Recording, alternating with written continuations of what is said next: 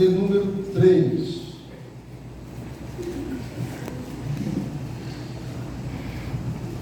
Do versículo 1 até verso 17.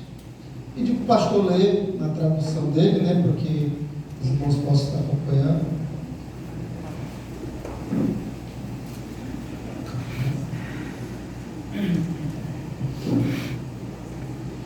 Todos acharam?